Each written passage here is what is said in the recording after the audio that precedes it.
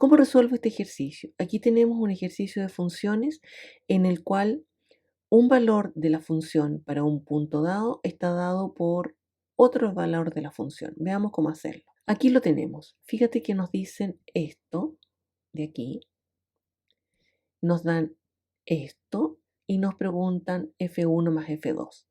¿Qué es lo que nos están diciendo acá? Vamos a hacer una pequeña tabla para ordenarnos y nos dicen que x, si x es 0, f de x es 1.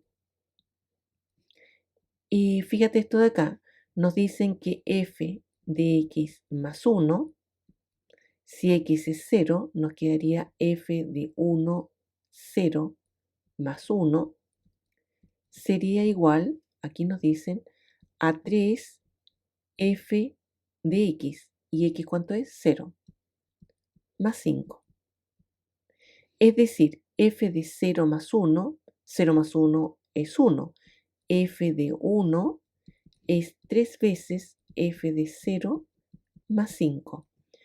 F de 1 es 3 veces. ¿Y cuánto es f de 0? ¿Cuánto es f de 0? F de 0 es 1 más 5, es decir, 8. Seguimos, porque ya tenemos este valor de aquí que es 8. Y nos preguntan, ahora queremos saber el valor de f de 2. Fíjate que si x es 1, nos quedaría f de 1 y f de 1 es 8.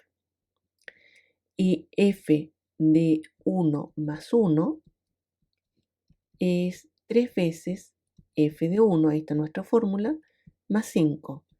Y eso es 3 por 8 más 5. Y 3 por 8 es 24, 29. Es decir, f de 2, porque 1 más 1 es 2, es 29. Acá, f de 2 es 29.